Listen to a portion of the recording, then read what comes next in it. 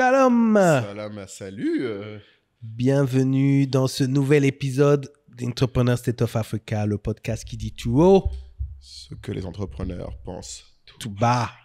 Et aujourd'hui, on va parler de quelque chose qu'on pense vraiment tout bas, qui n'est même pratiquement jamais discuté, même entre entrepreneurs. Ouais, mais parce que le reste du monde croit qu'on est libre de notre temps, qu'il faut devenir entrepreneur pour pouvoir gérer son temps. Toutes ces conneries.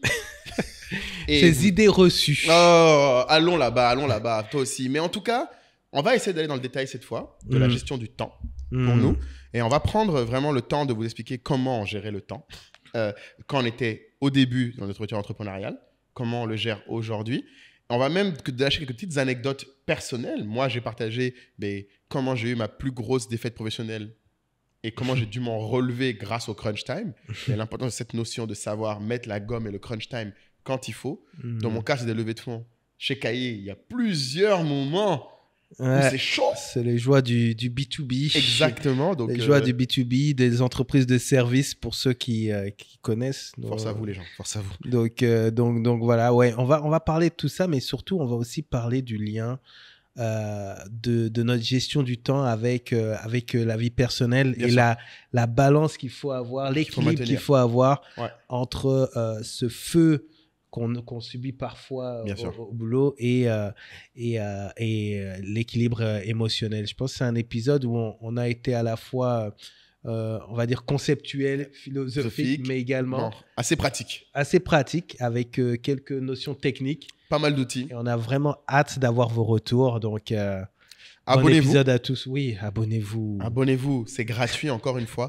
La majorité d'entre vous nous écoutent, nous regardent, mais ne nous donnent pas de force. C'est ça. Alors que c'est gratuit. Et je vous assure que si vous vous abonnez, il y aura au moins une autre vidéo qui vous plaira. Et ça vaudra cet effort. Donc, petite cloche, s'il vous plaît. Et on est parti. Let's go. Ciao. Shalom. Salam. Salut à tous. Nouvel épisode. Exactement. Très spécial, parce que moi, ça fait longtemps que je l'attends, surtout que le thème est une fois d'actualité. Là, en fait, c'est de l'actualité dont on parle, Kaï. Ça dépend quand sera diffusé cet épisode. Exactement. Mais même quand ce sera diffusé, ouais, c'est l'actualité. C'est l'actualité, parce que là, tu rentres dans une période intense pour toi, en termes de gestion du temps. Ouais. C'est un peu tendu. Et monsieur qui est là en vacances en ce moment, c'est-à-dire qu'il est dans mon WhatsApp, il m'appelle, j'ai pensé à ça, j'ai dit, mais mon ami... Va travailler. On n'est pas influenceur, là. Il m'a dit oui. C'est très important parce que nous, on n'est pas influenceurs à temps plein, on n'est pas créateur de contenu à temps plein. Donc, j'avoue, quand je suis en vacances, j'étais en mode, c'est parti, je peux faire tout ce que j'ai envie de faire.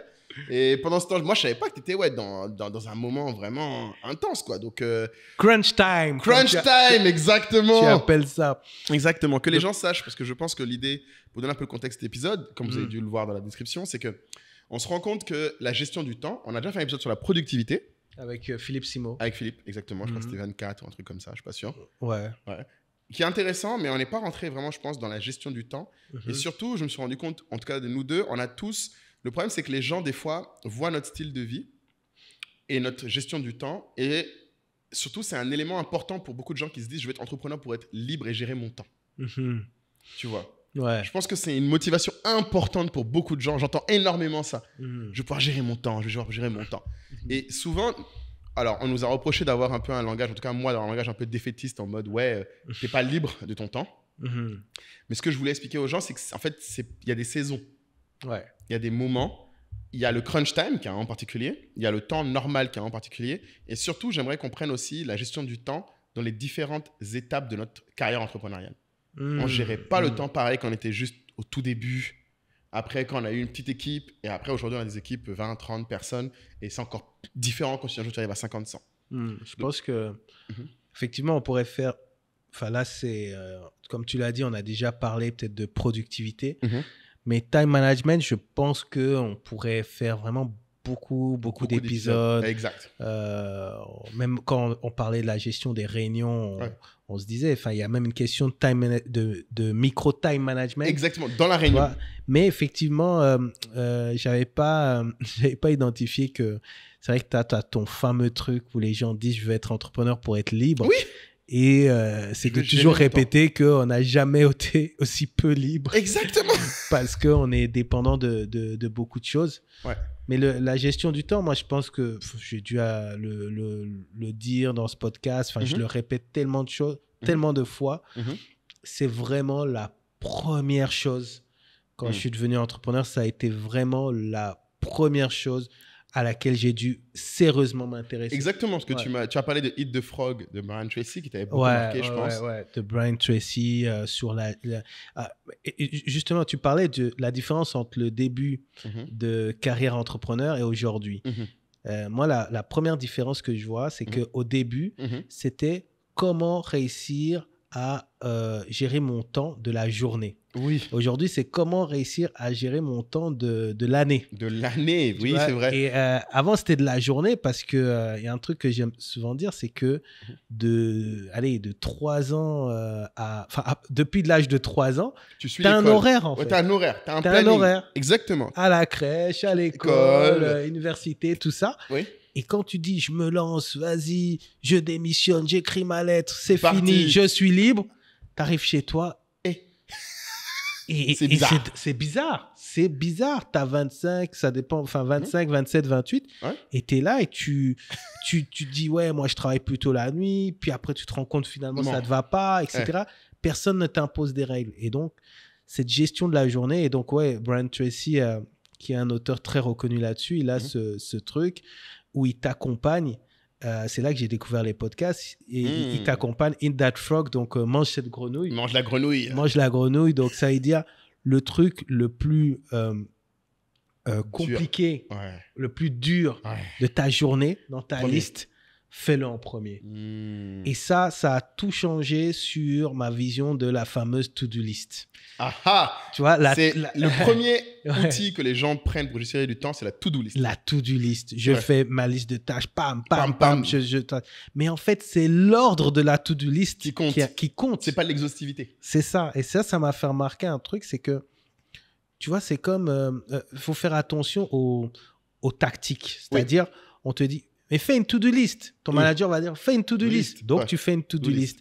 Mais parfois, en fait, on te donne un outil sans t'expliquer comment l'utiliser. C'est comme si je te donne un équipement pour faire de la cuisine et puis j'attends de toi que tu sois un chef cuistot. Alors qu'il y a tout un art derrière. Tout un art derrière. Et la to-do list, quand vous faites une to-do list, la première étape, c'est de lister et la deuxième étape, c'est de prioriser. Si tu n'as pas priorisé, t'as pas fait une to-do list. T'as pas fait de to-do list. T'as juste fait ce qu'on appelle une liste de courses, moi j'appelle ça, une laundry list. C'est ça. Et t'es frustré parce que tu la finis pas. Tu la finis jamais. Et ça, tu donnes un élément très important. C'est que je pense qu'en tant qu'entrepreneur, la première règle qu'il faut comprendre, c'est tu n'auras jamais assez de temps. Jamais. Il faut partir de ce principe. Et en vrai, je pense que c'est pas là pour tout le monde. C'est une sensation que tout le monde a au fond de soi, qu'on n'a pas assez de temps. Les gens pensent qu'en devenant entrepreneur, soudainement, ils auront plus de temps. Sauf que ce qu'ils ne voient pas, c'est qu'en vrai, ils auront souvent plus de choses aussi. Ouais. Et c'est là où je pense qu'il y a un truc qui est intéressant quand tu parlais tout à l'heure et qui m'a, moi, beaucoup marqué. Tu disais, il n'y a jamais eu de moment où tu as ce truc-là.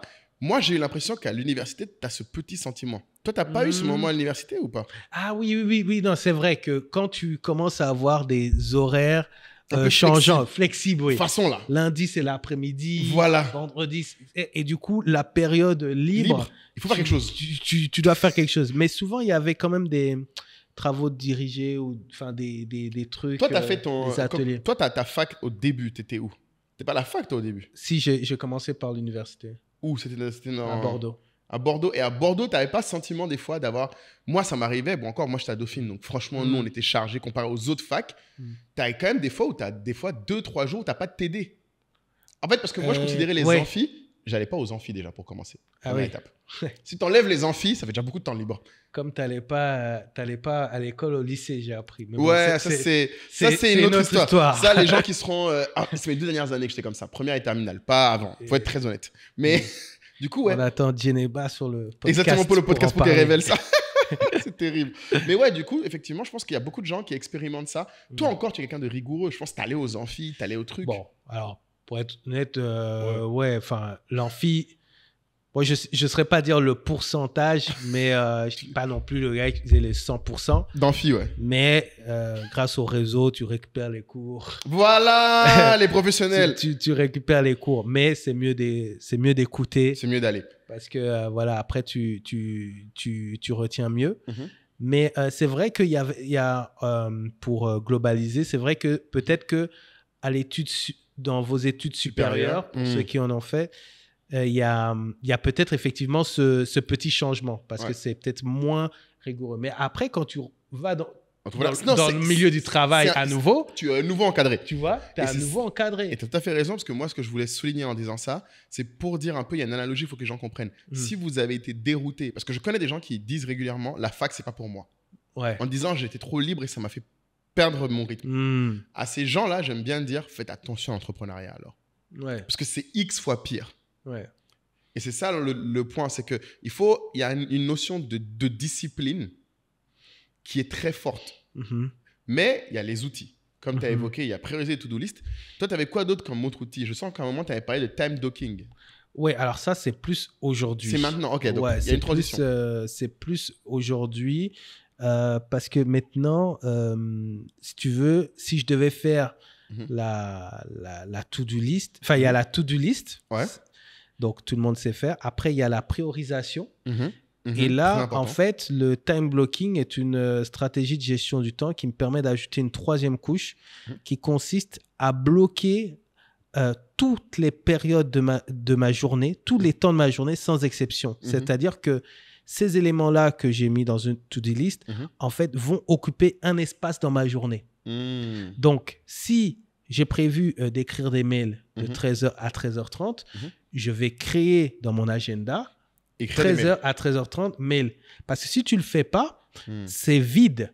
C'est vide. Et tu flottes. Et tu flottes. Tu te laisses emporter par ce qui est en cours. Voilà. L'idée, c'est d'être plus comme en automatique.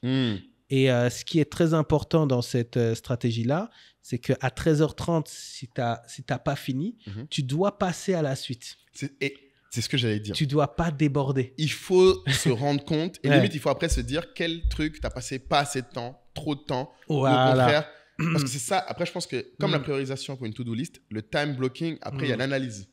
Ouais, l'analyse est très importante. Très importante. Il y a différents niveaux d'analyse. Il faut que tu te dises après, derrière, typiquement, les gens ne se rendent pas compte. Mais moi, je sais que mes équipes, il n'y a pas longtemps, parce que nous, en remote, c'est encore pire. Parce que nous, en remote, il y a vraiment personne. C'est-à-dire qu'il n'y a pas même de bureau, il n'y a pas cette notion. Donc, nous, c'est encore plus violent le niveau de discipline qu'il y a. Et sur mes équipes, ils étaient très choqués par mon agenda. Et c'est-à-dire qu'en fait, ils trouvaient que mon agenda, et j'ai dû leur montrer, c'est que dans un agenda Google, notamment, je trouve que les gens n'utilisent pas toutes les fonctionnalités dans le sens où tout n'est pas des rendez-vous. Oui. Tu peux te bloquer du temps. Du temps de concentration, par exemple. Ou je peux aussi bloquer du temps away. Donc, un autre secret que moi, je donne aux gens sur le time blocking, c'est qu'il faut aussi faire du time blocking sur les choses personnelles. Ça, c'est un autre truc qui est chez moi important. En tout cas, quand tu es en remote, tu peux pas dire je mets que les choses pro dans l'agenda et pas les choses perso. Ouais. Parce que tu auras forcément des choses perso qui vont influer sur ta façon de planifier le pro. Si tu dois faire un paiement pour telle facture, exactement, il faut le mettre. Ou tu dois aller à la banque tel jour. Parce que le problème des gens en remote, c'est qu'ils ont tendance à vouloir profiter du remote pour régler des choses en journée que les autres n'arrivent pas à régler. Hop. On s'arrête pendant 2 petites minutes parce qu'il faut que je vous parle. Si tu écoutes ce podcast ou tu le regardes, c'est que tu es quelqu'un de différent, qui s'intéresse aux choses importantes et qui veut aller dans la profondeur.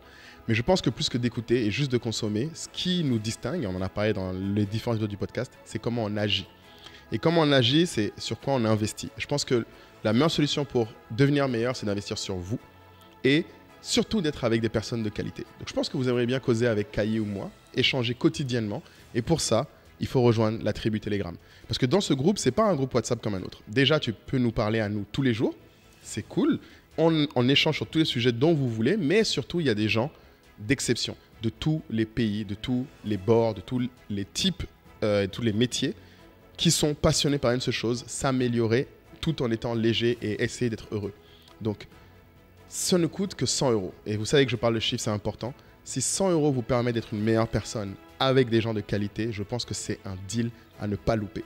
Donc, j'espère vous retrouver très vite dans la tribu Telegram.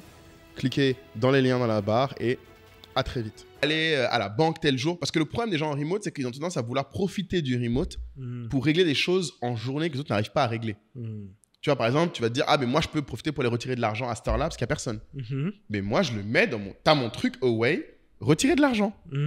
Et ça choquait mes équipes en disant, mais pourquoi tu le mets? Je dis, mais parce que c'est un temps qui, en plus, si je ne le mets pas, ça fout en l'air tout mon calcul. Parce que je vais mettre autre chose qu'en fait, je n'ai pas fait vraiment tout ce temps-là. Et surtout, ce qui, moi, je trouve qui est intéressant, c'est quand je fais mon analyse à la fin de la semaine, souvent, je regarde, je le faisais beaucoup au début, quand on a eu nos premières équipes. Maintenant, je le fais un peu moins. Chaque dimanche, je regardais la semaine passée et je regardais dans mes blocs lesquels je considère avoir été effectifs. Ceux où je peux te dire à la fin de la semaine, ouais, j'ai fait ce que j'avais prévu de faire.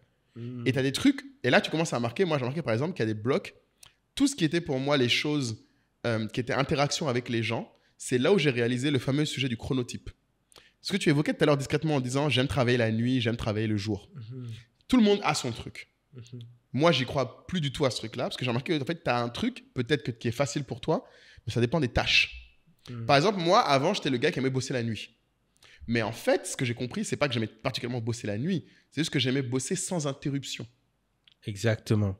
Donc, du coup, tu pourrais bosser de 5h du mat à 7h du mat. Et c'est ça la réalité. Ouais. Sauf que un autre truc qui me posait problème, c'est que j'aime bien quand même si je reste un gars un peu misanthrope sur les bords, j'aime bien sociabiliser avec les gens. Genre, j'aime bien les dîner, j'aime bien regarder des séries, j'aime bien des trucs comme ça. Et ces trucs-là, tu les fais en général en fin de journée, c'est ça qui te fait te coucher tard. Donc, j'ai dû réaliser assez vite quand je suis passé de ce que... Alors, et on devrait mettre dans le lien, on mettra en lien le maker schedule, le manager schedule de Paul Graham.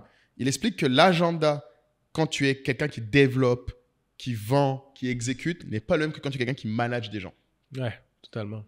Et en fait, quand je suis devenu quelqu'un qui passait plus de temps à manager, j'ai réalisé qu'en fait, les tâches, à chaque fois que je n'arrivais pas à faire, c'était celles où je calais mes rendez-vous avec mes employés en fin de journée. Ah oui, oui, oui. Parce qu'ils sautaient quasiment systématiquement. Ouais. Chaque fois, parce que j'avais toujours un truc, non, il faut que je finisse ça. Ça, je vais finir. Ouais. Ça, c'est important. Ça c'est un vrai point pour les managers. Parce que je pense que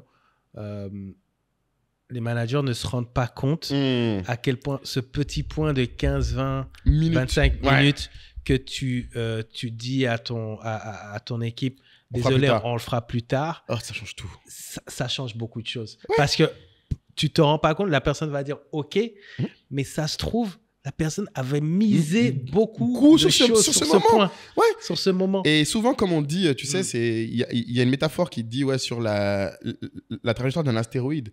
Des fois, il suffit d'un demi-degré que toi, tu aurais rééquilibré pour que tu te retrouves à avoir une collision des milliers de kilomètres plus tard.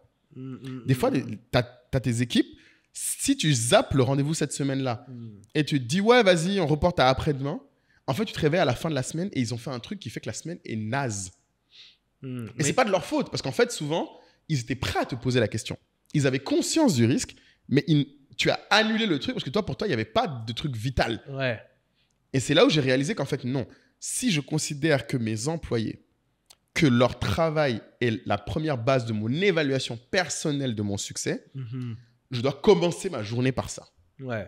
Mais ça, c'est un truc que tu m'avais dit, effectivement, c'est que, en gros, ça devrait être facile pour un chef d'entreprise de noter ses managers.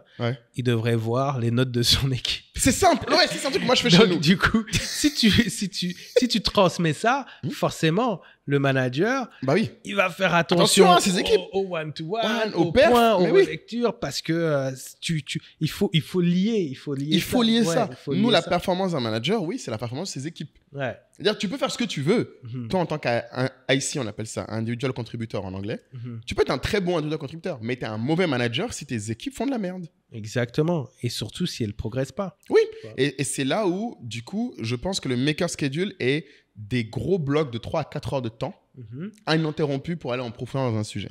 Ah, le fameux deep work. Le deep work, exactement. Ça, plein de livres dessus. C'est à la mode, ça. Ah, mais en général, c'est très à la mode, surtout pour les créatifs, les devs, tous ceux qui ont besoin en fait de périodes ininterrompues. Et moi, j'étais beaucoup là-dedans parce que naturellement, ma passion, c'est le chiffre.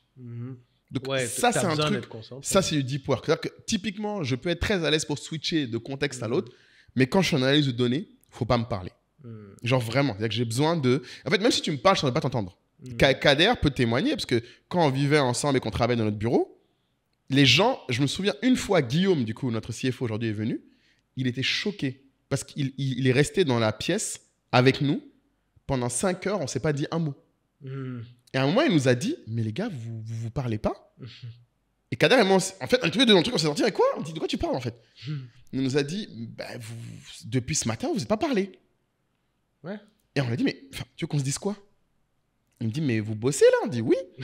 Et en fait, tu sais, il ne comprenait pas. Parce qu'en fait, il se disait, lui, parce que lui, Guillaume, du coup, il était dans un monde où il était responsable administratif sur des chantiers. Ouais. Donc, lui, son travail, c'est aller choper telle personne pour savoir tel coup, telle personne pour confirmer si on est dans les temps. Donc, c'était dans l'interaction. Ouais. Donc, quand il nous voyait, nous, en mode autiste, là, comme il appelle ça, on est là pendant 5 heures, c'est-à-dire que tu nous vois, on est côte à côte, pas un mot.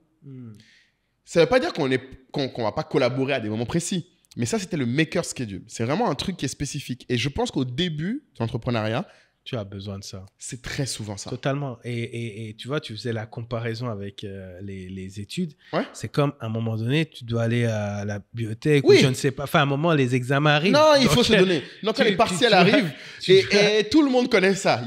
Les gens qui découvrent le programme. Tu peux pas faire 30, 2 semaines avant les partiels. Ouais. En fait, ah merde, c'est ça cette matière. Ouais. Non, tu dois être à fond.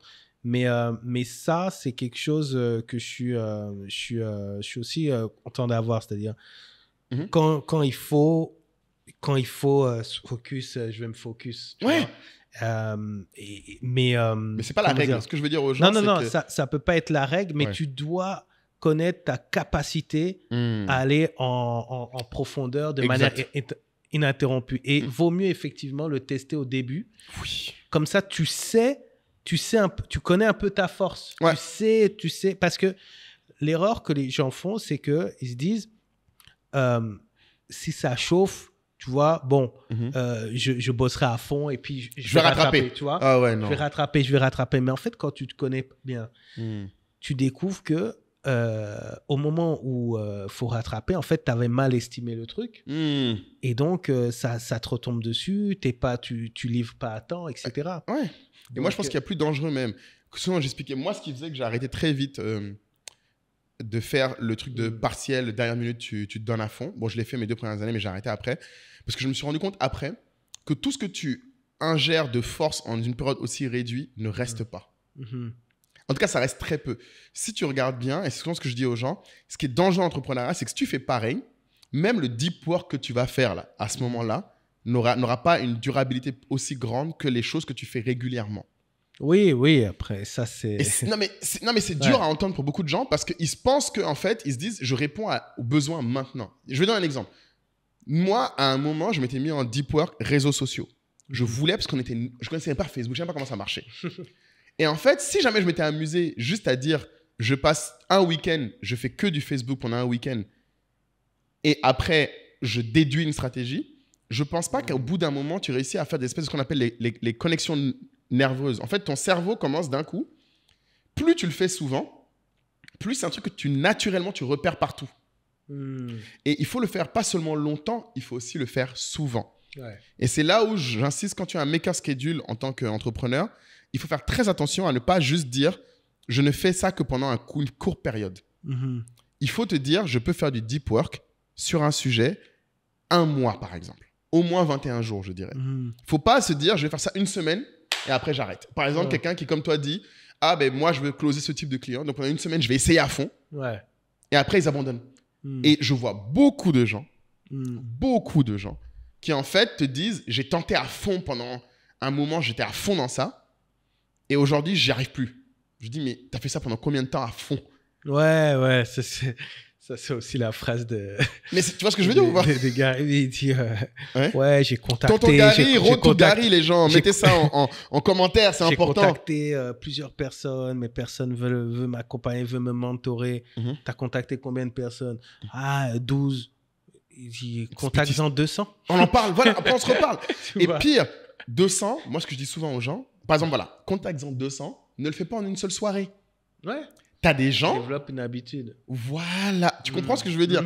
Parce que les 200, au fur et à mesure, tu vas t'améliorer. Si tu le fais les 200 de la même soirée, tu seras la même personne contactée 200 fois de la même manière. Si les 200, par contre, tu les coupes en 20 par jour pendant 10 jours, je te garantis que ton taux de réponse le 10e jour sera meilleur que le premier.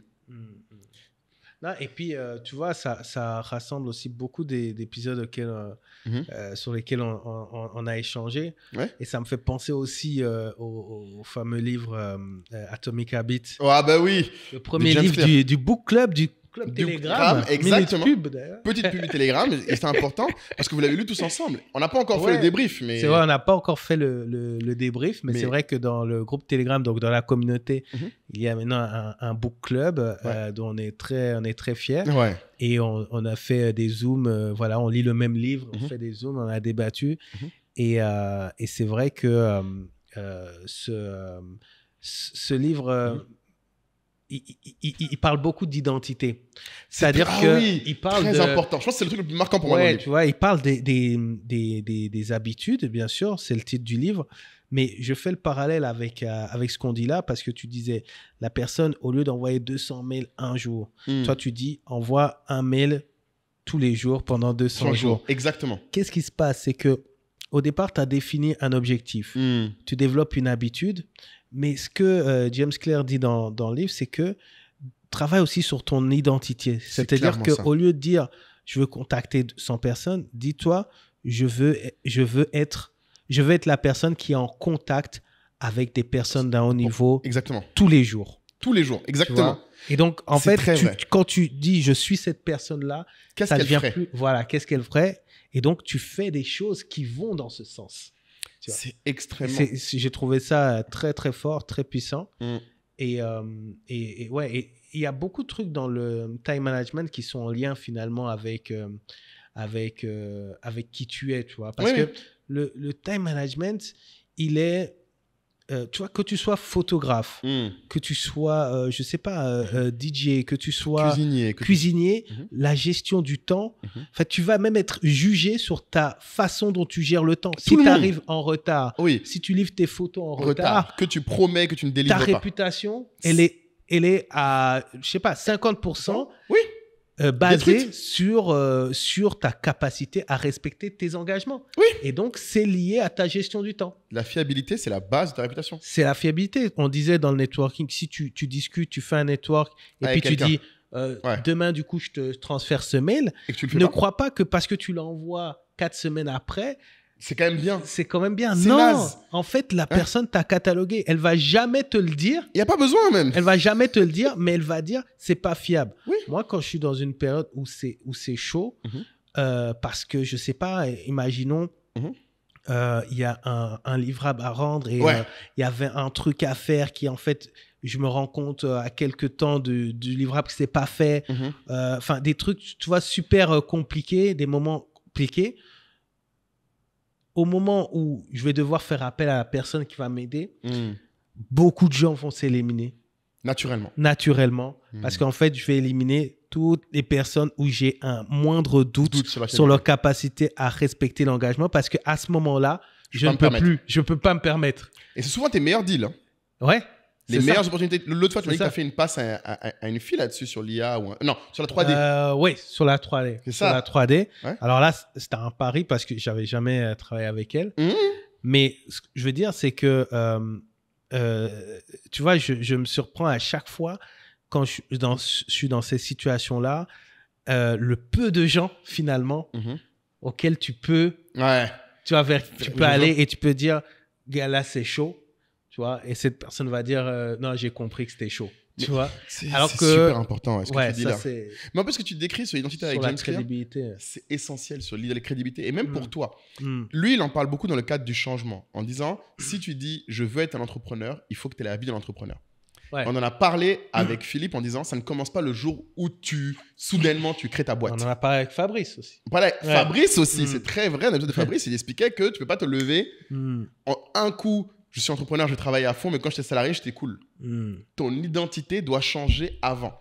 Et ce que je veux souvent dire aux gens, c'est que tu ne peux pas changer ton identité. Tu ne peux pas t'améliorer juste avec des intentions. C'est tes actions qui te changent. Tu commences par dire, je vais me comporter comme quelqu'un qui est ce qui je veux être. Et ensuite, c'est tes actions qui définissent ton identité. Parce que tu te forces à tenir un niveau, et c'est ce qu'on avait dit pour la procrastination, tu te forces à tenir un niveau. Mais ce qui est difficile pour beaucoup de gens en identité, je pense c'est qu'ils n'ont pas forcément souvent la facilité de réaliser l'importance du changement pour eux. Moi, je pense que sur le timing, notamment, je vais donner un exemple qui n'a rien à voir. Entrepreneur, c'est une chose. Mais moi, je ne sais pas si j'ai déjà parlé avec toi de ma plus grande défaite professionnelle quand je me suis fait virer. Il me semble. Je pense que sur le podcast, on n'a jamais parlé de quand je me suis fait virer après 6 mois de période d'essai de mon premier boulot. Ouais, en tout cas, tu m'as dit oui. Et c'était la plus grosse dépression professionnelle que j'ai eue de ma vie. Je me suis fait virer après 6 mois. Mon premier taf où j'avais fait le malin quand j'ai acheté une voiture, là. Comme j'ai dit à Philippe, où j'ai fait le kéké. Je crois que tu en as parlé dans le groupe Telegram. Voilà, où je me suis affiché comme jamais. Parce que j'étais au fond du gouffre, parce que tu t'imagines, c'est moi qui paye mon loyer. Tu sors de Dauphine, tu fais le kéké, tu partages ton premier salaire comme tout bon malien à toute la famille pour dire l'enfant a enfin réussi. Et 6 mois après, on te dégage comme un malpropre. Et pour parler de timing, c'est ce moment-là où, pour la première fois de ma vie, j'ai compris l'importance de ce que tu disais sur moi, ce que j'appelle le crunch time. C'est-à-dire que quand j'ai été pris, donc j'étais viré de chez KPMG, Price m'a pris parce que j'avais fait un entretien chez eux avant, mais ils savaient tous que j'avais la réputation d'avoir été viré de chez KPMG et que j'étais viré de KPMG parce que je n'étais pas un gars rigoureux. Mais Kaï, à cette époque de ma vie, c'est-à-dire que la rage que j'avais faisait que j'ai décidé, je serais toujours le premier au boulot, le dernier à partir. Et ça, c'est un truc qui, normalement, beaucoup d'employés le voient comme étant limite ridicule. On n'est pas là pour juste être jugé autant. Même moi, aujourd'hui, je dis ça. Mais à cette époque de ma vie, c'était ce qui était nécessaire. Je devais casser l'image que j'avais, je devais casser l'identité que mes actions précédentes avaient montré, qui était le mec tranquille. Parce qu'avant, j'étais le mec, j'avais fini mon taf. Je demande, est-ce qu'il y a encore du boulot? Mon manager me dit non. Je dis, OK, je me mets devant mes mangas et je lis dans mes mangas devant tout le monde. C'était ça. Ah, c'est ce que quand tu t'es fait virer, là. Le KPMG, c'est ça. C'était le mec qui... T'as refait ce que tu faisais au lycée. Exactement. Tu vois, la même identité. Et c'est ça que je t'ai expliqué. Tu vois ce que je te disais? L'identité des gens ne change pas. Mais certaines personnes ne se rendent pas compte que, en fait, c'est tes actions qui font qu'on te définit l'identité. Mais quand je suis arrivé chez Price, je t'ai dit, c'était simple. J'étais au boulot à 7 heures. Et même si je n'avais rien à faire, Kaï, je restais à travailler. Je me trouvais du travail jusqu'à ce que la dernière personne soit partie. La secrétaire ferme la porte, je suis dedans. Et j'ai fait ça pendant 6 mois. La période d'essai est passée, j'ai continué jusqu'au moment où j'ai eu ma promotion pour devenir senior. Et là, j'ai arrêté. Mais la conséquence de ça, c'est que même après, mes associés, si tu demandes à mes collègues, genre Jonathan et Christian, eux, ils te diront qu'après ça, je venais des fois à midi au boulot, juste pour le déjeuner. Mais ma réputation, c'était Moulay. C'est le premier au boulot, le dernier à partir. Même si des années après, c'était plus vrai, c'était ma réputation. Ouais, j'ai vu des gens comme ça, là. Mais oui, c'est ça. Vivre sur leur réputation. Exactement. Du coup, les nouveaux ne trouvent pas ça très juste. Ils disent, mais lui, là, pourquoi il est intouchable comme Exactement, ça? pourquoi il est intouchable. Et ça, c'est dans les boîtes, souvent, les gens ne comprennent pas d'où ça vient. Mais c'est encore une fois la gestion du temps. Et je pense que les gens ne se rendent pas compte d'à quel point savoir mettre la gomme, savoir mettre le crunch time, savoir dire, OK, maintenant, c'est maintenant. Genre, dans ma carrière, c'est maintenant, c'est maintenant. Les gens ne comprennent pas. Parce qu'à cette époque de ma vie, il n'y avait pas de place pour autre chose. Je me levais, je dormais en pensant, il faut que ce boulot, je le garde. Pas de vie sociale. Le week-end, je dormais pour pouvoir tenir la semaine. J'avais qu'une seule objectif. J'avais pas de place pour autre chose. C'est pas tenable éternellement. Mais le crunch time ne l'est jamais. C'est là que tu as appris ce que ça voulait dire de faire ce qu'il y avait à faire. Exactement. Pour pouvoir faire ce que tu veux faire. Exactement. C'est exactement. C'est quand tu es prêt à bouffer cette putain de grenouille et que tu te dis, OK, maintenant, je veux être cette personne. Je veux être digne de ça. Et que tu ne laisses plus aucune place à la moindre hésitation, doute. Il n'y a plus de sentiments. C'est juste de l'action pure. Et c'est vrai qu'aujourd'hui, c'est vrai qu'on n'a pas trop défini le crunch time. Mais pour moi, tout le monde, dans sa vie, doit se poser la question, c'est quoi mon crunch time? Je doute que ce soit raisonnable de se dire, dans la vie d'un entrepreneur, tu ne peux pas avoir une année sans crunch time. Non. C'est impossible. Impossible. Mais les gens, je pense qu'en dehors, ne se rendent pas compte qu'on a ces moments-là. Non, parce qu'en fait, tu vois, c'est comme souvent quand il y a Adicom Days, ça me fait toujours rire parce que forcément, je vais mettre une bonne tenue, il y a tous les médias, je fais plein d'interviews, etc. Tu fais plein d'interviews, par exemple. Et en fait, je sais que dans la tête de beaucoup de gens, c'est ce qui reste pendant toute l'année. Pour toute l'année, c'est ça la vie de Kay. C'est ça, tu vois. Exactement. Et bon, c'est marrant. après, toi aussi, t'as ça. Les gens pensent que t'aimes bien la presse, que t'aimes bien. Oui, enfin, après. Why not? Mais c'est pas. Oui, why not? Pas, hein. Mais ce que je veux dire, c'est que. C'est pas ce que tu fais. Ouais, mais après, c'est le jeu. Moi, je sais comment ça fonctionne, comment le cerveau humain fonctionne, la valeur perçue. On fait tous ça, tu vois. C'est-à-dire que, je sais pas, quand tu vois. Je sais pas, regarde, enfin, je prends un exemple pour faire comprendre. Tu vois Stromae. Ouais. Là, il est revenu, il a fait son album, il cartonne. Enfin, les gens ont oublié déjà qu'il a fait 7 ans sans rien faire. Sans rien faire. Tu vois c'est vrai. On dirait pour eux, c'est un artiste qui sort tout le temps des trucs, tout le temps des hits. Exactement. Et donc, quand tu as aussi, par exemple, Jay-Z, début de sa carrière, pendant 10 ans, il a fait un album tous les ans. Et d'ailleurs, quand il a produit Rihanna, il a reproduit la même technique, album tous les ans. Mais du coup, qu'est-ce que tu vois pendant l'année? Tu vois les clips, tu vois les concerts, tu vois les photos dans la presse. Donc pour toi, c'est sa vie toute l'année. Alors que pour faire un album tous les ans, tu dois être au studio pendant très longtemps. Beaucoup de temps au studio. Oui, sans être coiffé, sans être maquillé, sans être machin. D'ailleurs, c'est là où j'ai pris ce réflexe de ne pas me couper les cheveux quand je suis en crunch time. Ah oui, c'est Jay-Z qui faisait ça. C'est Jay-Z qui faisait ça. Il ne se coupait pas les cheveux tant que l'album n'est pas sorti. C'est ça. Et donc, effectivement, il y a ce qui est visible, ce qui n'est pas visible. Mais ce qui se passe à l'intérieur, c'est effectivement ce que tu appelles le crunch time. Il y a des moments intenses que tu arrives plus ou moins à anticiper avec le temps qui passe. Ouais. Moi, en ce qui me concerne, ça va être... C'est quoi tes crunch time? Je vais avoir sur des gros appels d'offres. Bon, aujourd'hui, je ne travaille pas sur tous les appels d'offres, mais on va dire sur les plus gros appels d'offres. Ça, tu sais que quand ceux-là, ils sortent, mais ceux-là, tu n'es pas au courant de quand ils sortent, les gros appels d'offres. Non. Ça, c'est surprise. Non, mais maintenant, à force justement de travailler sur la data, j'arrive quand même à savoir les périodes. Ah, il y a des périodes où les appels d'offres sortent? Oui, il y a des périodes où les appels d'offres sortent. En fait, si tu veux, dans le milieu de la communication, les budgets pour l'année à venir sont faits en octobre-novembre de l'année précédente. D'accord. Donc, de octobre à décembre, les marques font leur budget. Elles te préviennent plus ou moins là qu'il va y avoir un appel d'offres ou elles ne te préviennent pas, mais tu sais que janvier, quand ils ont fini de valider, etc., à partir de mi-janvier, mi-février, tu as des trucs qui tombent. Et plus, nous, ce que j'ai constaté après, c'est que plus notre exposition, notre réputation augmente, mais plus, en fait, tu as... des propos, de l'entrant, des appels d'offres qu'on te sollicite toujours en février, janvier. Donc, c'est vrai que d'un côté, je ne sais pas qui va venir vers nous, mais... psychologiquement, je prépare mon environnement. Mais maintenant, aujourd'hui, après, bon, on est une soixantaine, je ne fais pas tout. Oui, c'est clair. Tu vois, je ne fais pas tout. Mais comme c'est important quand même, aujourd'hui, dans la structure, je suis quand même responsable du taux de réussite, tu vois, des appels d'offres. Donc, du coup, je vais quand même, tu vois, contrôler à minima la méthodologie, tu vois, pas forcément le fond de tout ce qui est dit, mais la méthodologie, la manière de facturer, etc. Et ça, c'est vrai que même ça, c'est voilà. terrible. Et donc, tu peux te retrouver dans une situation où je sens, alors parfois c'est sans pouvoir l'expliquer, je sens que sur ce truc-là, il faut que j'intervienne, l'équipe galère. En fait, parfois, l'équipe ne remonte pas l'alerte à fond. Mais avec l'expérience, tu arrives à sentir. Et les appels d'offres, il y a une deadline.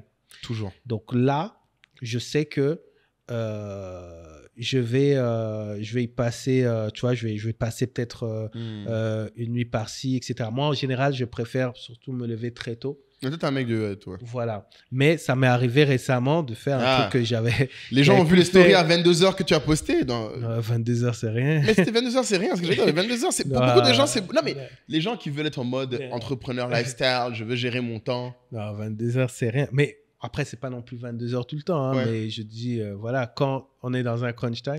Mais il y avait un soir où j'ai carrément, pendant pratiquement toute la nuit, étudié étudier en fait la manière de réfléchir qu'a le client. Alors, je le connaissais pas, mais je sais que ce type de structure travaille avec tel type de structure. Donc, j'ai étudié en fait tout son environnement. Et c'est ça qui fait la différence. Pour utiliser les mêmes termes, en fait. Pour utiliser les mêmes références, comme tu disais. Et ensuite, maintenant, apporter votre touche à vous. Voilà. Et donc, ça m'arrive parfois, moi, je vais faire du crunch time sur... tu vois, je ne suis pas un gars qui... Peut-être, je ne vais pas me former, genre...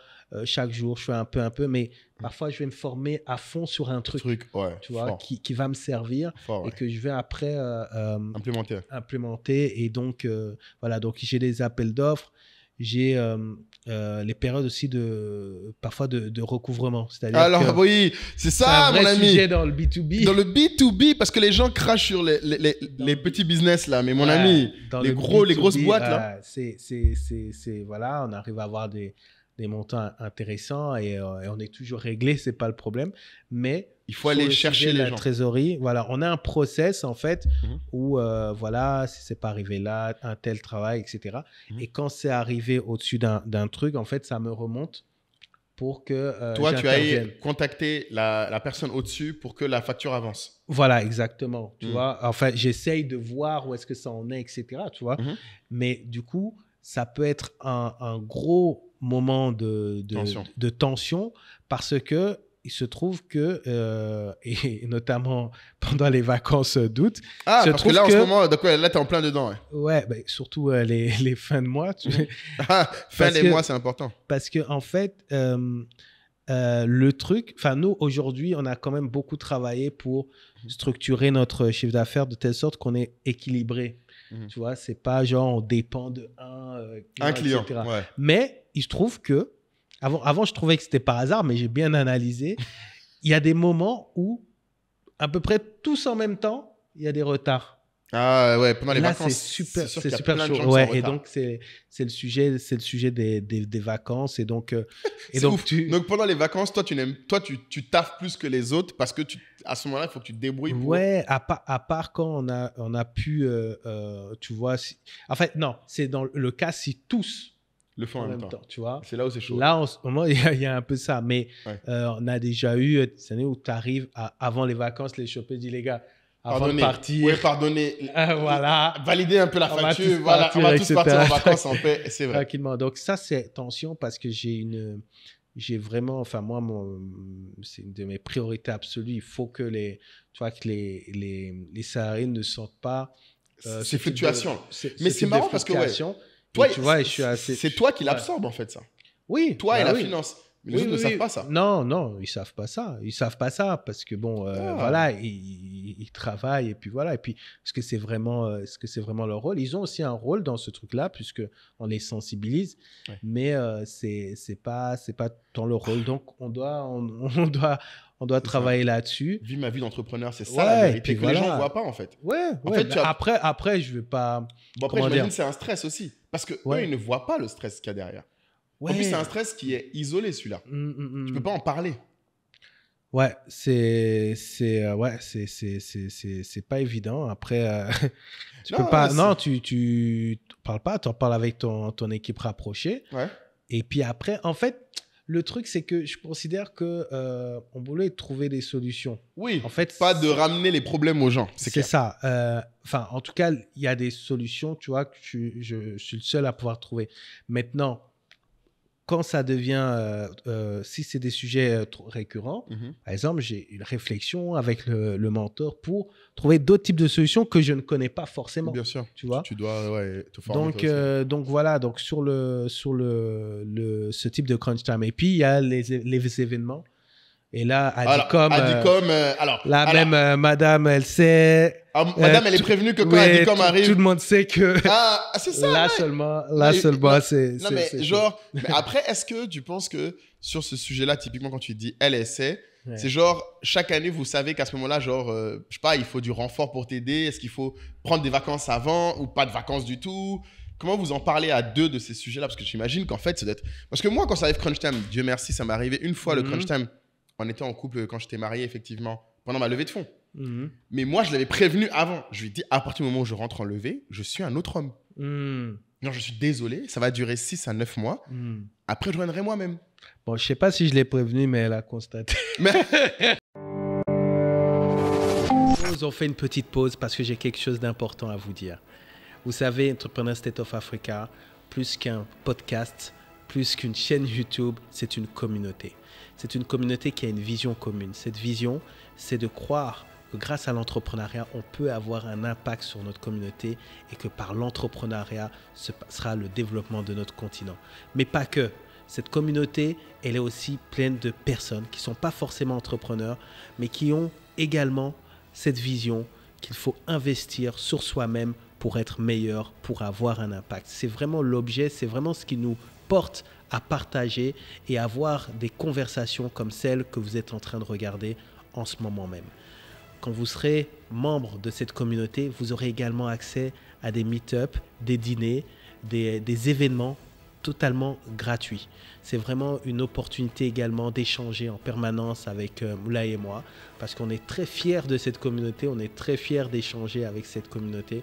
Il y a des profils des 4 coins du monde et on a vraiment hâte d'avoir plus de monde parce qu'on veut donner l'opportunité à n'importe qui d'échanger sur ces sujets-là et c'est toujours plus facile quand on est ensemble. Donc, adhérez parce que dans l'oreillette, l'homme de Bamako me dit que le prix pourrait augmenter très rapidement. Après, c'est différent.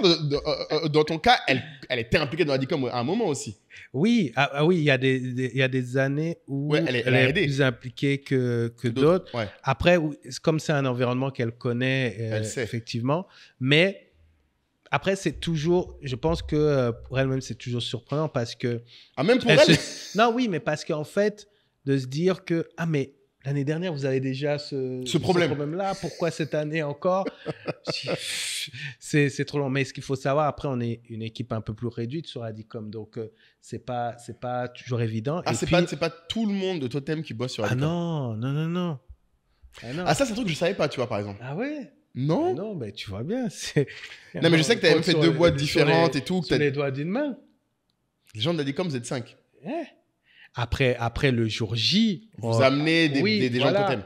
On a des Totem qui se prêtent au jeu. Après, on a la Totem Family. On a créé cette communauté où les gens qui ont travaillé sur Adicom les années précédentes veulent toujours être travailler. Impliqués. Donc voilà, mais on ne peut pas les solliciter trop en avance parce que il faut les rémunérer sinon. Tu vois. Ouais, c'est clair. Le but, c'est pas les prendre trop de temps. Et nous, on les rémunère, tu vois, on les rémunère. Mais du coup, ils travaillent plutôt sur vraiment à l'approche de l'événement. Mais tous ceux qui sont dans l'événementiel le savent. C'est pour ça que je dis souvent, les gens ils me disent « Ah, tu peux m'aider à faire événement, etc. » Je dis en fait, alors, ce que je n'ai pas précisé, c'est que j'aime ça. Il a dit « j'aime ça », il a dit « Non.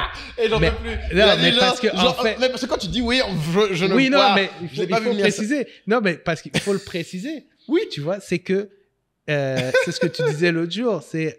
Tu vois, c'est dur, mais en même temps, il faut aimer ça. Il faut aimer ça, sinon tu peux pas le faire. Je dis pas qu'il faut... Enfin, comment expliquer? C'est pas que tu aimes la pression, la difficulté, mais tu aimes le fait que... tu aimes le challenge, tu aimes le fait que tu es en compétition en fait, avec toi-même. Ah ouais, ce challenge-là, ouais. C'est ça. Et que tu sais que tu vas y arriver, que tu as une mission, tu dois y aller. Et que voilà, et que c'est des choses que d'autres ne font pas. Donc, chaque fois, tu vois, pas plus tard qu'hier, il y a une jeune entrepreneur qui m'a demandé d'aider pour un événement culturel. Elle dit, mais comment on suis arrivé là? Mais c'est difficile d'expliquer, en fait. Quand on dit aux gens, travail, même quand ce sera dur, travail, c'est difficile en fait d'expliquer. En fait, il faudrait, comme Gary Vee fait, filmer en permanence ce que tu vis. Ouais. Tu vois. T'as jamais pensé à faire genre à dire Totem Experience, à dire à Totem Factory qui te suivent pendant les Adicom? Oui, chaque année on dit ça. Mais... Fabrice. Chaque année on dit ça. La Factory devrait faire un vlog Adicom, Road to Adicom. D'ailleurs, petite pub Factory, ce podcast est produit par... Ah non, mais alors, grosse pub Factory. Non, parce que Il y a plein de gens qui, j'avoue, ça m'épate. Pas plus tard que, je t'ai écrit quand j'ai parlé du coup avec l'influenceuse voyage numéro 1 que les gens peuvent connaître, à qui j'ai dit, mais il faut que, elle me dit, je réfléchis à faire un podcast. J'ai dit, mais fais avec Totem Factory. Elle me dit, bon, mais c'est eux qui font. J'ai dit oui. J'ai dit, mais c'est écrit tout le temps. Elle me dit, mais j'ai pas compris qu'en fait, je pouvais moi aussi demander. Donc, faut créer une pub. Bon, là, voilà la pub. Vous voulez, vous aussi, réaliser un podcast de ce niveau de qualité? Vous voulez, vous aussi, avoir derrière le contenu qui vous fait passer de 1000 followers à 11 000 en 6 mois? C'est ça, non, la stat. Tu promets des chiffres. C'est ce qu'on a fait, mon ami. Il n'y a pas de problème. Il faut dire aux gens. En tout cas, il y a d'autres podcasts qui arrivent. Il y en aura pour tous les goûts. Il y en aura pour tous les goûts. Voilà. Il y en aura pour tout. Donc, que les gens sachent. À un moment, vous savez, vous voulez faire du podcast. Vous êtes en Côte d'Ivoire ou en France. Vous savez qui appeler. Contactez-nous. Voilà. Crunch time. Crunch time. On revient sur le levée de fonds. Putain, levée de fonds. En fait, levée de fonds, j'ai fait une formation entière dessus où j'explique à quel point c'est un autre monde. C'est-à-dire que mon calendrier n'est pas le même. Genre, par exemple, en levée de fonds, c'est la période de l'année où, par exemple, je peux pas suivre. Par exemple, je passe beaucoup de temps à lire ce que font mes équipes, les analyses et les datas. En levée de fonds, je peux plus. Ouais, ça, tu avais dit. Ça, c'est très bien ce que tu fais. Et tu le disais même avec ton ex-femme, c'est que tu préviens. Oui, non, je dis aux gens. Et tu préviens que tu vas rentrer dans un... Non, mais ils savent. Et en plus, le problème, c'est qu'en levée de fonds, en général, quand moi je vais en levée de fonds, c'est parce qu'il n'y a plus de cash. Oui, donc c'est la tension. C'est clair et net. Et au max. Donc en général, je dis aux gens, pour les 6 prochains mois, oubliez-moi. La seule exception que je fais, c'est qu'on a un all hands on meeting. Donc une fois par semaine, on a 1 heure où toute la société est réunie. Je viens toujours à ça. C'est le seul truc qui ne bouge pas pour rappeler aux gens quand même que je suis là. Et c'est aussi mon moment à moi pour juste quand même garder un peu de lien avec l'équipe. C'est le seul truc que je ne coupe pas. Mais tout le reste, mes meetings d'équipe, mes meetings individuels, tout saute. Mais qui prend le relais? Kader. D'accord. Donc lui aussi, il sait que sur ces 6 mois-là... Ah non, mais quand je pars en levée de fonds, lui-même, il part en levée de fonds. C'est juste que... Parce qu'en fait, lui, en plus, il va avoir le travail. Mais en plus, du coup, toute l'équipe doit être au courant parce que des fois, je tombe sur eux en disant, je veux les chiffres sur ça d'ici demain. Ah oui, pour parce la que levée. les invests. Mais parce que les invests me posent un chiffre, je ne l'ai pas, moi. Des fois, je peux répondre, mais souvent, je dis, je vous reviens. Et comme on a dit tout à l'heure, le timing joue. Je ne peux pas dire à un invest, il me demande quel est le produit qui a le plus de traction au Nigeria. Tu ne peux pas lui dire, je te dis ça la semaine prochaine. Non, parce qu'il va se dire, il ne connaît pas ses chiffres, c'est des bolos dans cette boîte. Non, mais c'est la réalité, je ne peux pas. C'est même pas une option. Donc en fait, quand il me dit ça, et moi, je ne peux pas trouver le chiffre tout seul. Ou des fois, il me dit, est-ce que vous avez des exemples de clients qui ont pu employer des gens en Afrique australe? Mec, je ne connais pas tous mes clients, j'en ai 20 000. Donc du coup, je suis obligé au moment où ça arrive, boum, je dis à Kader, ok, demande à Ola, dans l'équipe, Afrique australe, quel vendeur on a qui performe le mieux, envoyez-moi la liste. Et après, dans la liste, moi, je fais le travail de dire, ok, lui, je pense que ça parlera plus à ce gars-là, lui, non, et je fais mon taf.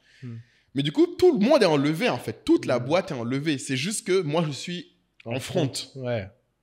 Toute la boîte est enlevée. Donc, du coup, les managers le sentent.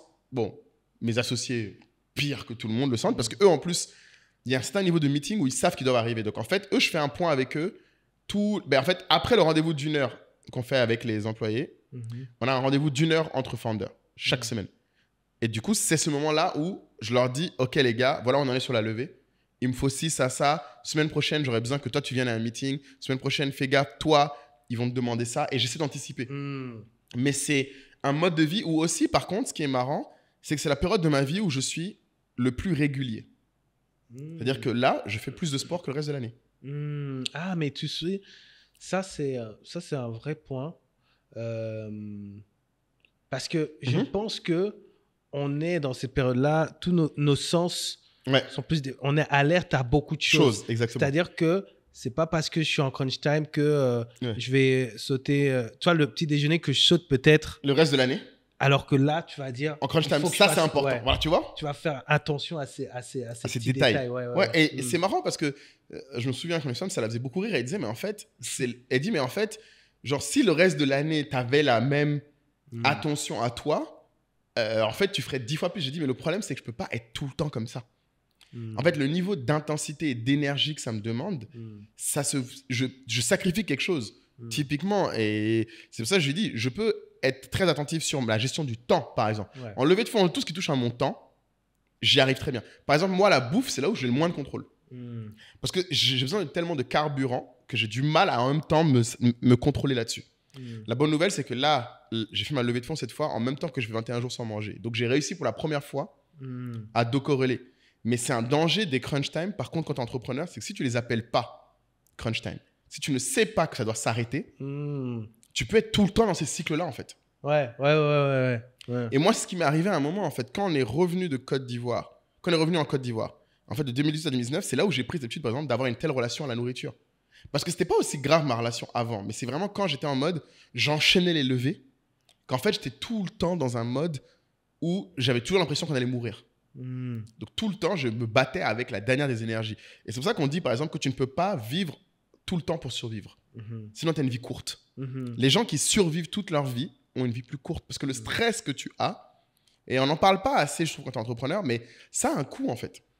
Tu le sens pas au début, tu le sens pas peut-être pendant 2-3 ans, mais quand tu passes 5-6 ans comme ça, c'est là où ça pète. C'est là où les gars font des burn-out. C'est là où, parce qu'en fait, tu as l'impression que tu es super focus. Tu as l'impression d'être en mode tel un laser.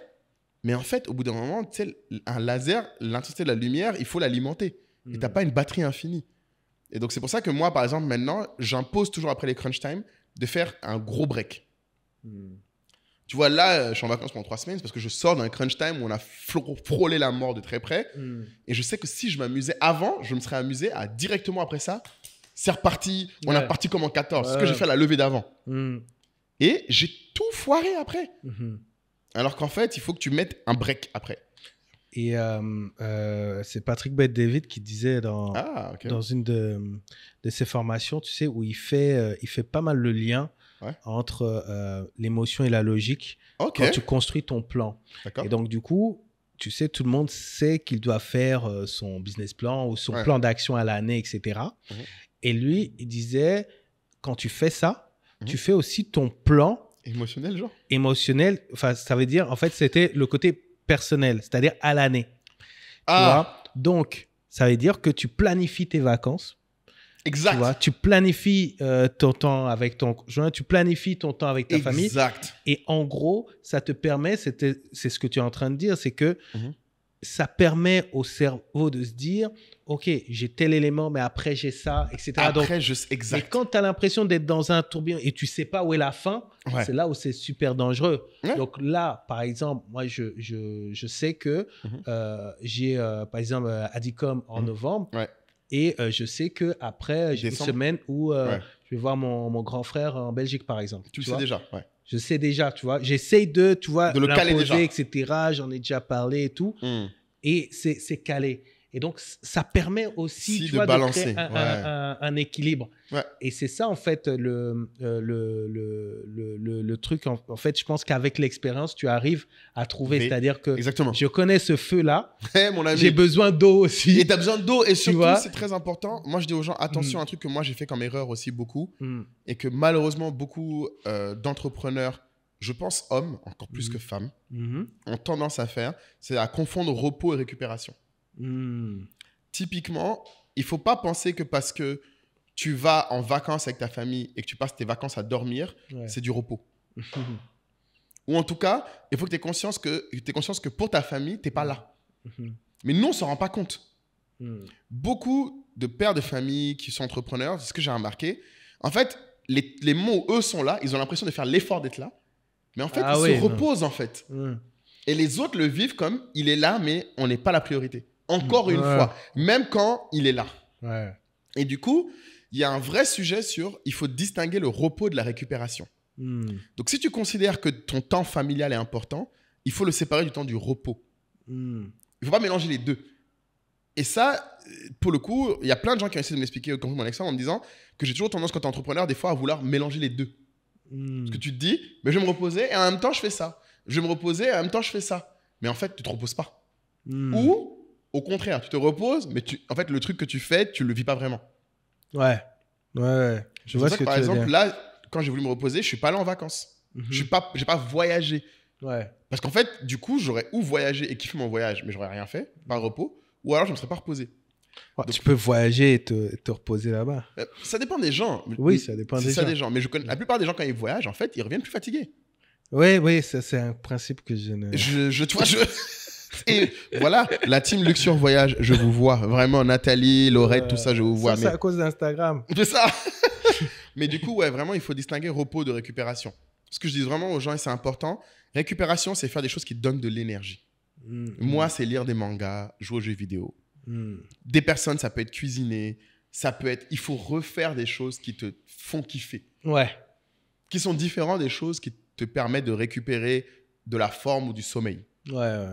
Donc, c'est là où il y a il faut se connaître. Encore une fois, on revient à la road to Gary Vee. C'est self-awareness. Ouais. Mais c'est marrant ce que tu dis parce que tu vois, par exemple, un truc totalement contre-intuitif.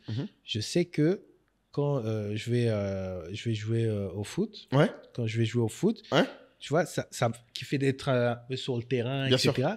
Mais en vrai, c'est l'activité qui fatigue le plus parce que j'ai plus trop l'habitude, Exactement. etc. Tu vois. Ouais. Mais effectivement, en termes d'énergie, tu en as T'en plus. sors, tu as de l'énergie. Tu vois, alors que tu es fatigué. Ouais, et il faut distinguer vraiment, et c'est souvent ce qu'ils essaient d'expliquer, c'est que tu as ta forme physique, tu as ta forme émotionnelle. C'est comme si tu avais 2 batteries à gérer. Ouais. Et en fait, on a tendance, et c'est là le clé de la santé mentale, c'est que ta santé mentale demande aussi à ce que tu remplisses ta batterie mentale. Exactement. Qui est différente de ta batterie physique. C'est vraiment 2 choses séparées. On a tendance à ne voir qu'une seule. Mais en fait, les deux, tu dois, en tant qu'entrepreneur, plus qu'ailleurs, les séparer. Mais en vrai, tout le monde doit les séparer. La chance qu'ont la plupart des autres métiers, c'est que, de facto, tu as des cycles plus linéaires que nous. D'ailleurs, on a un épisode entrepreneur et santé physique à faire. Exact, c'est vrai. Ouais, on a trouvé l'invité en plus. Donc, on est bien. Donc, en tout cas, je pense qu'on est pas mal du tout sur ce sujet. Je ne sais pas si toi, tu vois autre chose, mais je pense qu'au final, quel serait le mot juste pour les gens ? truc, c'est que pour impressionner le peuple, j'étais venu avec un chiffre, mais j'ai complètement oublié. Je voulais faire monsieur chiffre. Allez, on voit la sauce. Finissons bien. Je me dis à quel moment, il n'y a aucun contexte, mais je le sors. Vas-y, envoie.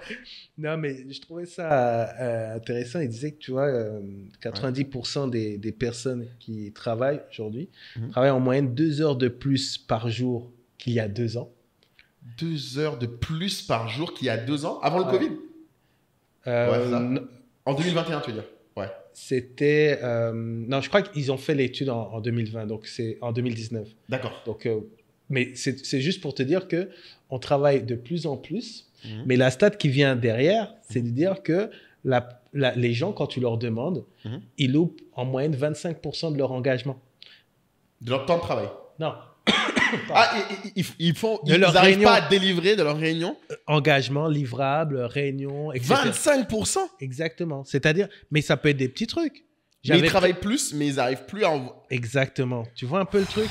Mais il y a un truc, tu vois, bon, on peut peut-être pas développer, mais je pense que, de manière générale, moi, je suis choqué de la manière dont les gens sous-estiment le temps qu'il faut pour une tâche. Et d'ailleurs, pour être fair, c'est pas... Enfin, moi-même, tu vois, ça arrive. Et je crois même qu'il y a un biais, qui est cognitif, humain, et qui est à tous. C'est qu'on a tendance à sous-estimer le temps pour faire prennent les quelque choses. chose. Ouais, non, c'est sûr. Les choses. Mais c'est sûr ce que tu dis là, parce qu'en fait, ce que tu décris, si on retient cette stat qu'effectivement, les gens bossent 2 heures de plus en moyenne que les années d'avant, mais font 25% de moins d'engagement tenu, ça veut dire que les gens ont pris plus d'engagement qu'avant. C'est ça. La seule explication mathématique, c'est que les gens prennent trop d'engagement. Et je pense que c'est aussi parce qu'on est dans cette gourmandise, en fait, pour reprendre l'épisode sur la gourmandise, où les gens maintenant veulent tout faire. Ouais. On veut être Instagrammable, mais en même temps épanoui. Et les gens veulent couvrir toutes les bases. Tu veux tout faire et tu veux que les gens pensent que tu es capable de tout faire. Et c'est ça le danger. Donc, tu te mets à l'exposition. Et comme, pour résumer, je ne sais plus qui a dit ça, mais c'est dans Derrière aussi, il disait, tu peux tout avoir, mais pas tout en même temps. Et pas tout le temps. Et c'est ça qu'il faut que les gens comprennent. Tu peux avoir les choses à différents moments de ta vie. Tu peux avoir toutes les choses que tu veux dans ta vie, mais tu ne les auras pas toutes en même temps. Exactement. Si donc tu acceptes ça. Et c'est ça qu'il faut accepter, c'est ça qui fait ton timing en fait. Et c'est pour ça qu'il faut avoir un plan de vie. Tu ne peux pas te dire, je veux tout faire, là, maintenant. Ouais. Et sinon, tu vas louper quelque chose. C'est humain. Et souvent, ce que tu vas louper va te faire des fois tellement mal que tu vas même pas apprécier le reste. Ouais. Donc, j'avoue que c'est une très, très belle stat, tu vois. Ah, voilà, mon ami. Un peu de chiffres. Non, mais j'aime quand tu nous fais ça. Là, tu me mets Au bout bien. de bientôt 50 épisodes. Ça, il faut qu'on commence à élever le lever. Ah, j'aime beaucoup. Tu vois, moi, je prends de la nuance, tu prends des chiffres. C'est pas mal, hein. Ouais. Alors, les gens vont pas dire qu'on progresse pas. Ah, c'est clair. Par contre, un truc qui me rappelle, on m'a posé la question, et c'est vrai que j'avais dit que j'allais en parler dans cet épisode-là, c'est quoi un bon rythme de repos pour un CEO? Et ça, c'est une question qu'on m'a posée juste pour conclure. Moi, ce que j'avais étudié, j'ai vu plein d'études, la théorie. Bon, maintenant, je donne la théorie. Ça, c'est le bon rythme de repos pour toute personne qui a responsabilité, donc CEO comme dirigeant. Ils disent, en théorie, encore je répète, en théorie, toutes les 3 semaines, tu dois faire un week-end de 3 jours. Tu dois prendre un jour de repos. Toutes les 6 semaines, au-delà de 1 jour, tu prends 1 semaine. Ouais. D'accord? Et ensuite, 2 fois par an, il faut que tu prennes au moins 1 mois. C'est ça. 2 fois par an, 1 mois, donc 2 mois? 2 mois. Au total. Donc, ça veut dire qu'en fait, et quand tu fais le calcul, tu te dis, mais attendez les gars, vous voulez que je bosse pas? Et en fait, non mais après, j'ai fait un calendrier. Quand tu fais le calcul, tu te rends compte qu'en fait, la Guadeloupe m'a sauvé. C'est ça, tu as fait quelque chose quand même. Mais en fait, après, ce que j'ai compris, c'est que ce qu'il veut le dire, c'est que le deuxième mois, en fait, est collé à ta fin d'année. Je sais pas à quel moment tu commences. Mais en fait, tu peux la splitter en 2 semaines et 2 semaines de ta fin d'année. Donc, si tu commences l'année avec 2 semaines de vacances, et que tu l'as fini avec 2 semaines, tu as fait 1 mois de plus que le mois qui est au milieu. Ouais. C'est ça. Mais toi, technique. Non, j'ai pas réussi à faire les 2 mois. J'ai fait qu'un mois. Non, même le 1 mois, j'arrive pas. Après, moi, j'ai du mal avec quand on théorise sur ce genre de choses, précisément, tu vois. Parce que je pense que, par contre, il y a un fait. Il faut prendre des congés, il faut se reposer, etc. Mais le truc, 1 jour tous les 3 semaines, enfin, se base sur quoi? Enfin, je pense qu'il faut se connaître. Oui, non, voilà. Après, ce qu'eux, ils disent, c'est qu'ils disent de faire ça en mode, tu le fais préemptivement. Quand tu commences ton année, et j'avais lu ça dans un podcast de Tim Ferriss, en fait, où il en avait parlé, où il disait que lui, dans l'année, il cale ça déjà. Ensuite, il peut choisir de dire, j'ai pas besoin. Moi, je trouve que c'est dangereux quand tu cales un truc et après, tu le supprimes. Ah, tu vois. Après, en fait, ça. Ce que je veux dire, c'est qu'il faut être le plus juste possible. C'est-à-dire, lui, il est dans la théorie, je cale le max et puis après, je supprimerai, je verrai. Mais tu vois, c'est que quand tu essayes de faire le juste milieu, ça devient précieux, en fait. Voilà. Et ce que lui, il essaie de dire, c'est qu'en fait, du coup, il disait comme toi, il faut caler les choses qui t'ont apporté de l'énergie dans l'année. C'est vrai. Année, je dis, je veux passer plus de temps avec ma sœur. Ben, tu prends une semaine, et tu parles avec elle dès le début de l'année en disant, bon, c'est quoi qui t'arrange?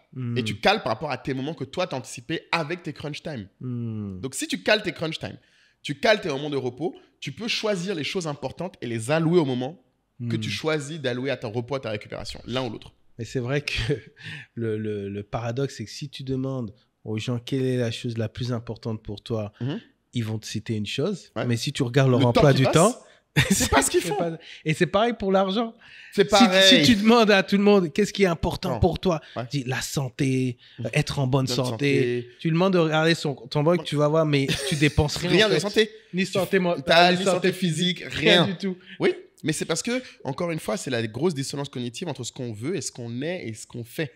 Et c'est ça la congruence au final qui permet d'arriver au bonheur pour beaucoup de gens. C'est ça, c'est de se dire, il faut que tu réussisses à te faire violence. Parce que c'est pas naturel.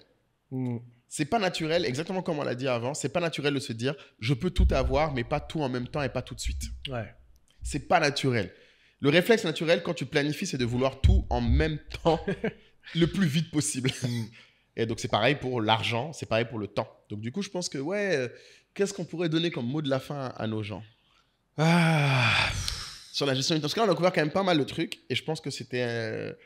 Peut-être un peu de témoignage, ce serait bien, parce que nous, finalement, on a partagé notre expérience, mais vous avez pu voir qu'on cherche toujours à s'améliorer. Bien sûr. Est-ce que vous aussi, vous avez justement dans cette quête de time management, appris des choses. Ouais. Et ce serait bien, on aimerait bien avoir des vrais commentaires. Tester des choses, ouais, peut-être. Ouais, des choses que vous avez testées. Je sais que le Miracle Morning va prendre cher là-dedans. Parce que plein de gens ont essayé ça. Ah, le fameux Miracle Morning. Parce que les gens... Et la semaine de 4 heures. Et la semaine de 4 heures. Tu vois, on n'en a pas parlé, mais bon. J'ai pas les Tim Ferriss, donc bon. C'est best-seller. C'est best-seller. Donc, je sais pas... Dites-nous... pour ceux qui sont arrivés jusque-là, quel mot on dirait pour la gestion du temps? Je pense que pour le coup, bon, j'ai bien aimé ta priorisation. Priorisation, ouais. Parce qu'au final, c'est ça la gestion du temps. Il faut prioriser. Il faut prioriser, c'est prioriser des fois sa récupération à son repos, des fois prioriser aussi les temps d'intensité pour accomplir un objectif. Et changer son identité, ça va prendre des sacrifices qu'il faut savoir prioriser par moment. Priorisation, que ça soit au quotidien, que ça soit sur l'année et dans votre vie. Là, il parle du plan. Le plan, les amis, vous n'avez pas de plan, vous n'allez nulle part. Exactement. Donc, voilà, comme on dit, il n'y a pas de vent favorable à qui le sait où il veut aller. Et tu voulais finir avec un petit proverbe. Quand même, faut qu'on commence à avoir des sauces. Si tu commences, il faut après enchaîner. Un proverbe à chaque fois d'épisode. Chaque truc, envoyez-moi des proverbes, pardon, c'est chaud. Voilà, mettez-nous aussi quelques proverbes pour alimenter la rubrique. Et puis voilà, encore merci à tous et abonnez-vous s'il vous plaît. Très important. Vous êtes de plus en plus nombreux, mais aussi de plus en plus nombreux à juste regarder et puis disparaître. S'abonner, c'est gratuit. C'est gratuit, voilà. Et en plus, vous pourriez voir d'autres vidéos qui vous intéresseraient. C'est ça. On va pas s'arrêter en si bon chemin. Exactement. À plus. Très vite.